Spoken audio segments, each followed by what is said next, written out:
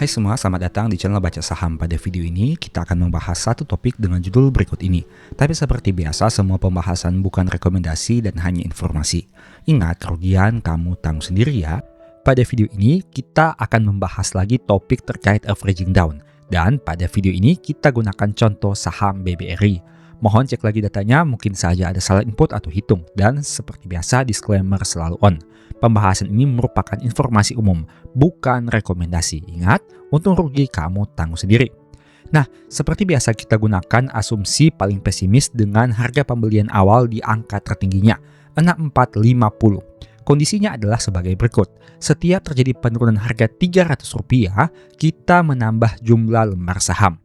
Contoh, di harga 6450 100 lembar, 6150 200 lembar, 5850 300 lembar, dan seterusnya hingga di angka terendah 2550 sebanyak kurang lebih 800. Ini kita sesuaikan dulu.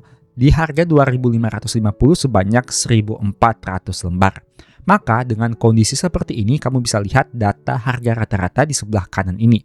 Dari yang awalnya 6450 turun jadi 6250, turun jadi 6050, dan hingga di angka 2550 tersisa harga rata-rata di angka 3850. Itu artinya terjadi penurunan harga rata-rata yang cukup signifikan. Alasannya sederhana, karena semakin rendah harga saham, semakin banyak lembar saham yang dilakukan pembelian. Tentu saja dengan catatan kita menerapkan skenario ini dengan money management yang baik. Artinya kamu sudah memperkirakan terlebih dahulu sebelum kondisi ini terjadi. Karena dengan melakukan averaging down berarti ada konsekuensi yang harus kamu terima. Apabila harga sahamnya turun lebih rendah lagi di bawah 2550 dan kamu sudah kehabisan dana, dengan kata lain, floating loss kamu akan menjadi semakin besar secara nominal, meskipun secara persentase mungkin lebih kecil. Nah, kita kembali kepada study case ini.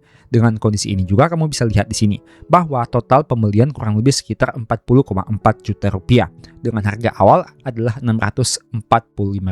Dengan kata lain, saat membeli di harga pucuk, nominal yang dikeluarkan tentu saja relatif lebih kecil dibandingkan pada level-level yang lebih rendah.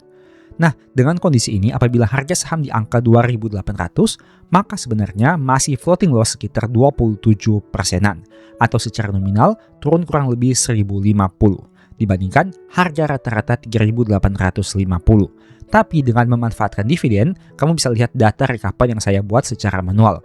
Dan ingat, mohon cek lagi datanya, mungkin saja ada salah input atau hitung.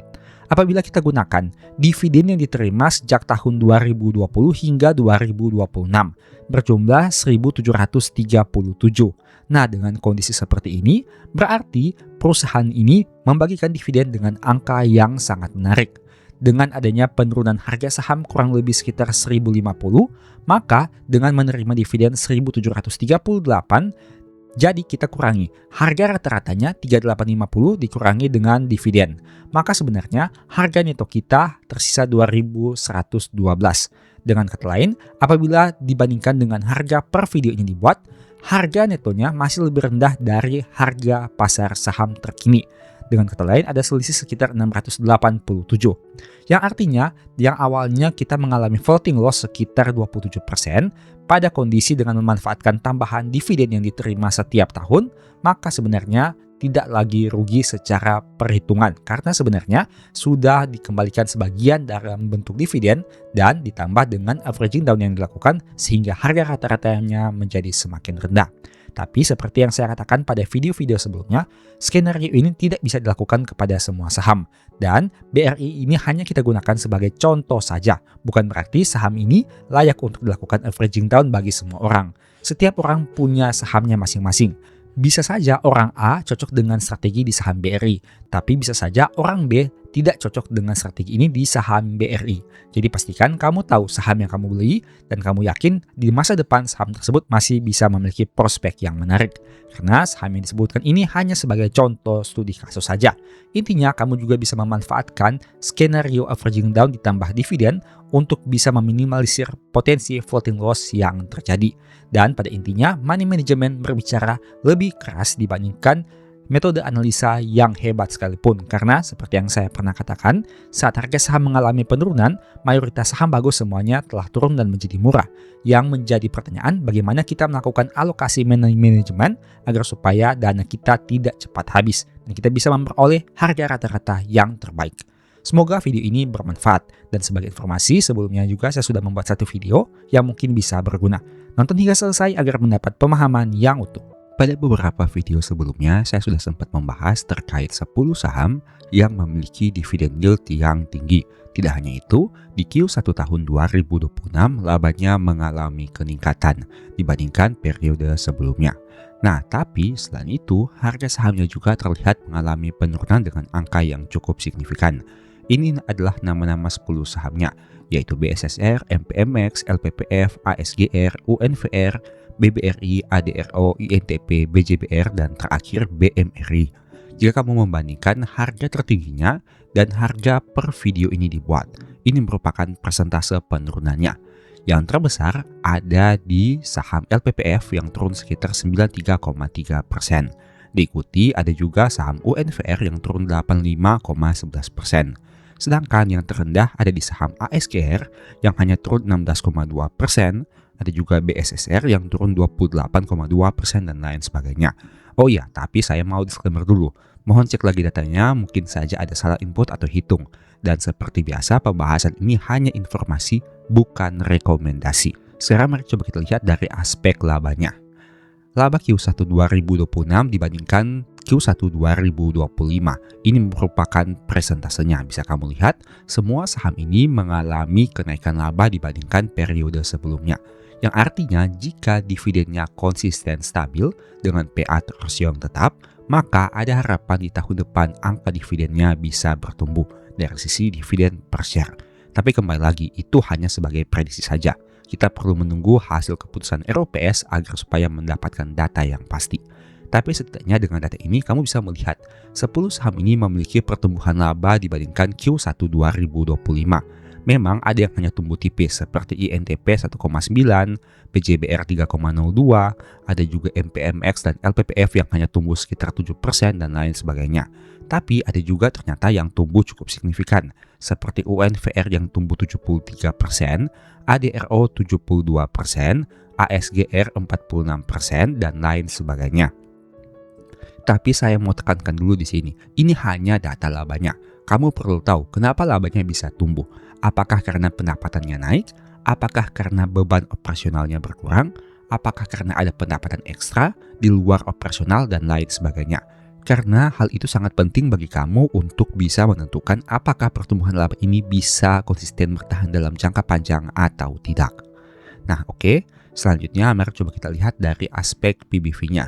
Ini merupakan PBV dari 10 saham. Tentu saja kamu tahu UNVR memiliki PBV paling tinggi dengan angka 10 kali. Tapi selain UNVR, ada LPPF dengan 3,3 kali.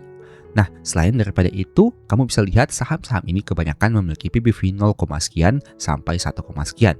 Jadi hanya ada 3 saham yang memiliki PBV di atas 2 kali, UNVR, LPPF, dan BSSR. Nah, sekarang kita masuk kepada informasi terkait dividennya. Coba saya buka dulu datanya di sini. Total dividen dibandingkan dengan harga sahamnya. Bisa kamu lihat dividen yieldnya di angka 10-20%. Tentu saja ini mengacu kepada harga saham per video ini dibuat. Banyak yang mengatakan bahwa ini merupakan harga setelah kumdate, jadi wajar mengalami penurunan. Tapi ingat, yang kita mau bahas di sini adalah prospek dividennya. Dengan mengacu kepada data laba, kemudian kita melakukan proyeksi. Meski begitu, ingat, angka proyeksi dividen ini cenderung masih kurang akurat karena kita masih mengacu kepada data Q1. Masih ada Q2, 3, dan 4 tahun 2026 untuk bisa memproyeksikan apakah memang benar labanya tumbuh secara tahunan atau tidak. Yang jelas dengan data ini bisa kamu lihat ke 10 saham ini secara proyeksi mengalami pertumbuhan dividen karena labanya tumbuh dengan asumsi payout rasional tetap dan angka labanya bertumbuh. Tapi kembali lagi seperti yang saya katakan tadi, itu masih bersifat proyeksi dan terlalu dini untuk melakukan proyeksi berdasarkan data Q1. Yang jelas, 10 saham ini memiliki data Q1 2026 yang cukup baik dengan adanya pertumbuhan laba. Tapi kamu juga harus memastikan bahwa labanya memang berasal dari operasional bisnisnya. Nah, dengan kondisi ini, apakah menurut kamu dari 10 saham yang kita bahas ada yang menarik? Silahkan kamu pertimbangkan lebih jauh. Karena ingat, ini bukan rekomendasi dan hanya sebagai informasi saja. Saya hanya menampilkan data dan fakta yang ada di lapangan. Semoga video ini membantu. Demikianlah pembahasan singkat pada video ini. Selalu ingat bahwa semua saham dan pembahasan yang ditampilkan bukan rekomendasi dan hanya bersifat edukasi. Segala risiko kerugian menjadi tanggung jawab kamu sendiri. Mohon juga agar dapat mengecek kembali data yang ditampilkan karena bisa saja terjadi kesalahan pengetikan atau pengambilan data. Di video berikutnya ingin dibahas materi apa lagi? Tulis di kolom komentar ya. Berikut ini beberapa list ebook baca saham.